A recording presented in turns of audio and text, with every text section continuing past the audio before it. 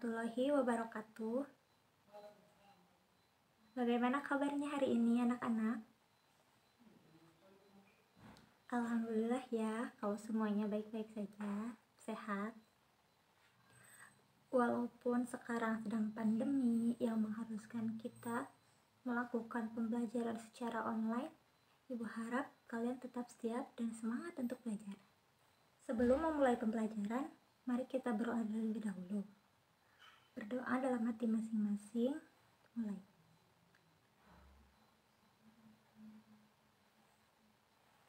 Oke, berdoa selesai. Apakah sudah hadir semua? Jangan lupa ya isi presensi dulu.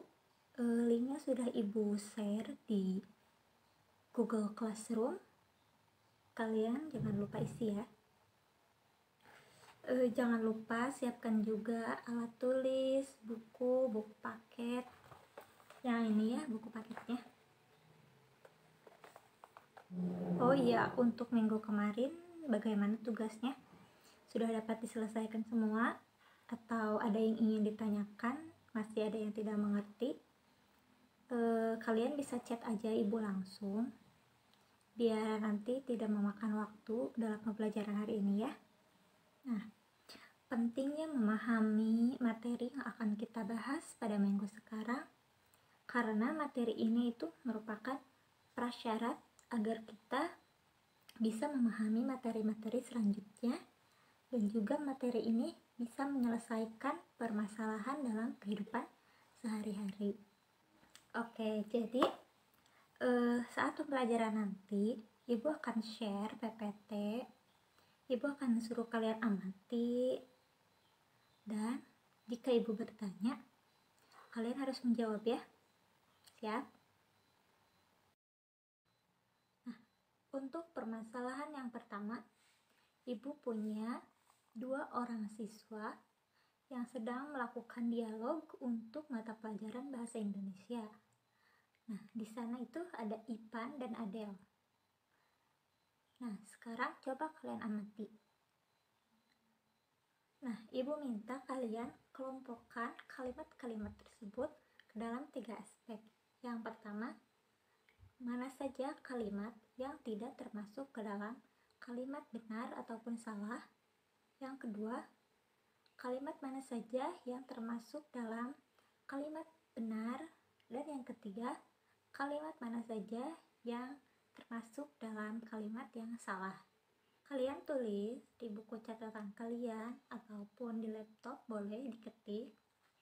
Ibu kasih kalian waktu 5 menit. Setelah itu Ibu akan tunjuk siapa yang akan mempresentasikan jawabannya.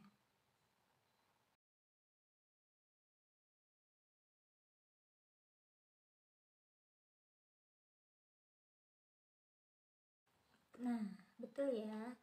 Jadi, kalimat dalam percakapan tadi yang tidak dinyatakan benar ataupun salah, yang pertama yaitu siapakah Presiden pertama Republik Indonesia? Kedua, siapakah pencipta lagu Indonesia Raya? Yang ketiga, berapakah 2 ditambah 5? Dan yang keempat, berapakah 6.000 ditambah 0? Nah, kalimat-kalimat itu tidak dinyatakan benar ataupun salah karena merupakan sebuah kalimat pertanyaan, bukan sebuah pernyataan. Baik, selanjutnya yaitu kalimat mana saja yang dapat bernilai benar atau dinyatakan benar. Ya, yang pertama yaitu Presiden pertama Republik Indonesia adalah Insinyur Soekarno. Kedua, 2 ditambah 5 itu hasilnya 7. Nah, kalimat-kalimat itu dinyatakan benar karena sudah pasti bahwa jawabannya itu benar. Ya, seperti itu ya. Yang ketiga yaitu kalimat yang dinyatakan salah atau bernilai salah. Yang pertama, pencipta lagu Indonesia Raya adalah Kusbini. Kedua, 6.000 ditambah 0 itu hasilnya 60.000. Nah, kalimat-kalimat itu dinyatakan salah, karena seharusnya jawabannya itu tidak seperti itu.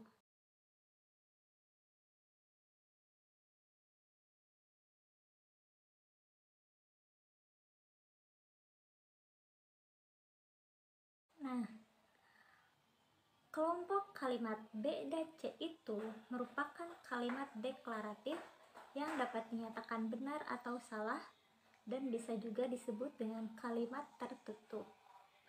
Nah, dari kesimpulan tadi yang sudah kalian analisis, yang sudah kita bahas, jadi apa itu pengertian dari kalimat tertutup?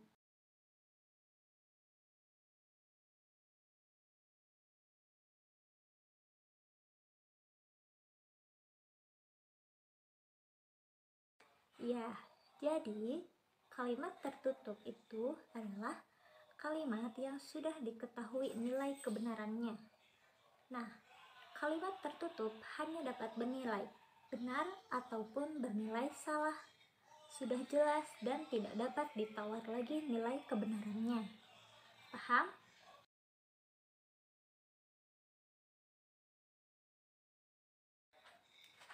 Nah, kita lanjut ya. Untuk permasalahan yang kedua, Udin membawa sebuah tas ke sekolah. Sesampainya di sekolah, Udin bertanya kepada teman-temannya tentang berapa banyak buku yang ada di dalam tasnya. Tidak semua teman-teman Udin menjawab sama. Ada yang menjawab 12, ada yang menjawab 15. Nah, sedangkan yang lainnya itu menjawab buku di dalam tas Udin itu ada 18. Nah, menurut kalian, kenapa jawaban teman-teman Udin itu berbeda? Nah, benar ya. Jadi, alasan teman-teman Udin berbeda jawabannya itu karena mereka hanya menebak-nebak. Untuk mengetahui nilai kebenaran dari berapa banyak buku yang ada di dalam tas Udin, maka mereka harus menghitungnya terlebih dahulu. Nah, gimana? Masih pada semangat?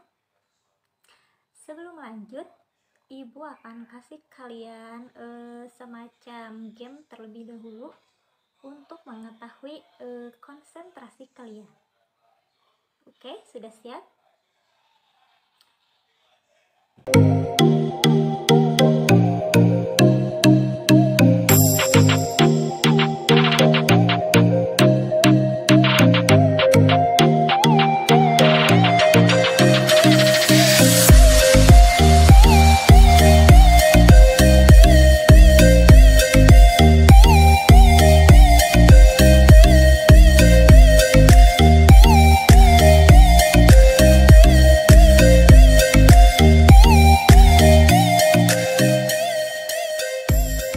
Yang pertama,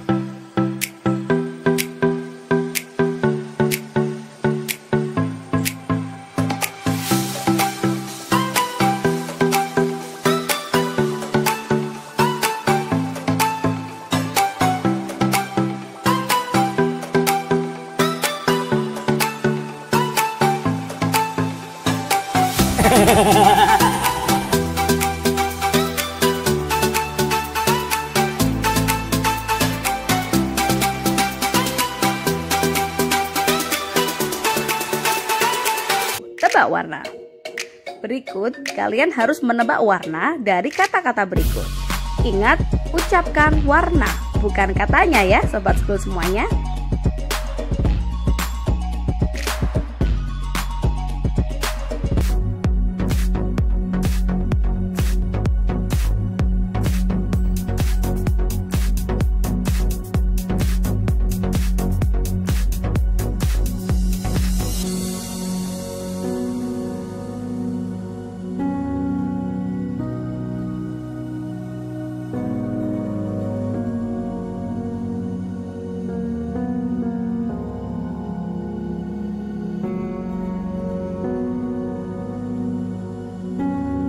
Bagaimana sekarang? Sudah lebih fresh lagi? Jawabannya tadi gimana? Nilainya bagus? Kalian masih konsentrasi? Oke, kita lanjut ya. Sekarang ibu punya permasalahan yang ketiga. Ibu minta rubahlah kalimat-kalimat berikut sehingga dapat dinyatakan benar ataupun salah. Yang pertama, negara Republik Indonesia, ibu kotanya X. Yang kedua, banyak pemain sepak bola dalam satu tim ada C orang. Yang ketiga, mata uang negara Jepang adalah G. Oke, ibu beri waktu kalian 10 menit cukup. Jadi kalian harus membuat kalimat dari kalimat-kalimat tersebut agar dapat dinyatakan benar ataupun salah. Oke, ya benar ya. Jadi jika kita ganti X dengan Jakarta, maka kalimat itu dapat dinyatakan benar karena negara Republik Indonesia ibu kotanya adalah Jakarta. Nah, sedangkan jika kita ganti X selain Jakarta, bisa Bandung, Yogyakarta, atau apapun, maka kalimat itu bernilai salah.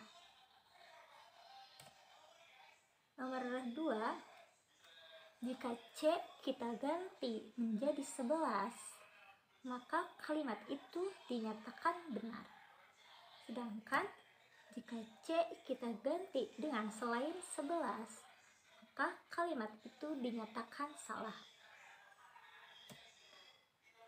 Dan yang terakhir, jika G kita ganti menjadi yen, maka kalimat itu dinyatakan benar. Karena negara Jepang itu mata uangnya adalah yen. Nah, sedangkan sebaliknya, jika G kita ganti selain yen, maka kalimat itu salah. Sampai sini paham? Ada yang ingin ditanyakan dulu? Jika tidak ada yang ingin ditanyakan, dari hasil pengerjaan kalian tadi, kalimat-kalimat tersebut itu dapat kita sebut dengan kalimat terbuka. Nah, jadi apa sih itu definisi dari kalimat terbuka? Ada yang ingin menjawab? Oke, jadi kalimat terbuka adalah kalimat yang belum diketahui nilai kebenarannya. Kalimat matematika yang termasuk sebagai kalimat terbuka dapat bernilai benar dan juga dapat bernilai salah. Oke, selanjutnya, Meli membeli 2 buah permen dari sebuah warung yang ada di dekat rumahnya. Nah, sesampainya di sekolah, teman-temannya Nana, Nini, dan Nono meminta permen tersebut sehingga permen Meli sekarang tinggal 14 buah. Nah, sekarang ibu minta kalian yang pertama, ubahlah kalimat tersebut ke dalam kalimat terbuka dalam matematika. Yang kedua, berapa banyak permen yang diminta ketiga teman Meli? Dan yang ketiga, coba kalian amati dan temukan fakta-fakta dari kalimat terbuka yang sudah kalian dapatkan. Nah, untuk yang pertama, ubahlah kalimat tersebut ke dalam kalimat terbuka dalam matematika. Tadi kan sudah diketahui, jumlah seluruh permen Meli itu ada 20 permen.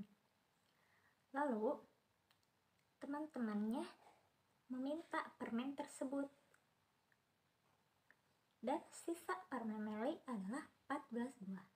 Jadi, kalimat terbukanya itu 20 dikurangi X sama dengan 14. X itu adalah jumlah permen yang diminta oleh teman-teman Meli. Sekarang yang kedua, berapa banyak permen yang diminta ketiga temannya? Nah, untuk mengetahui nilai X, kita bisa mengurangi jumlah seluruh permen Meli dikurangi sisa. maka kita dapatkan nilai X itu adalah 6. Jadi, permen yang diminta ketiga teman Meli sebanyak 6 buah permen. Selanjutnya yaitu fakta-fakta dari kalimat terbuka yang sudah kalian peroleh. Tadi kan kalimat terbukanya itu 20 dikurangi X sama dengan 14. Nah, fakta-fakta apa saja yang ditemukan? Yang pertama, menggunakan relasi sama dengan. Yang kedua, memiliki satu unsur variabel, yaitu X. Yang ketiga, pangkat dari variabel tersebut bernilai 1. Yang keempat, jika X kita ganti menjadi 6, maka 20 dikurangi 6 sama dengan 14. Maka X sama dengan 6 merupakan himpunan penyelesaiannya. Dapat dipahami? Nah, dari contoh alternatif penyelesaian di atas, berikan definisi dari persamaan, definisi persamaan linier satu variabel, dan definisi himpunan penyelesaian sebagai berikut.